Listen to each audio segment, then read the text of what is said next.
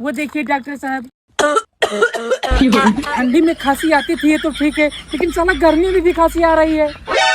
बेटा खांसी ठंडी के वजह से नहीं, बीड़ी के वजह से आती है। जरूर वो साला बीड़ी पीता होगा। हाँ डॉक्टर साहब, बीड़ी तो वो पीता है। बस एक बार ये सुई उसको लग जाए तो कुछ बात बने।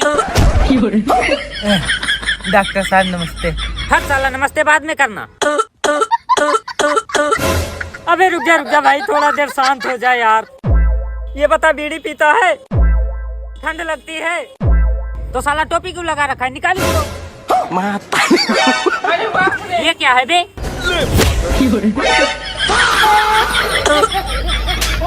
दो पीस मजाक नहीं।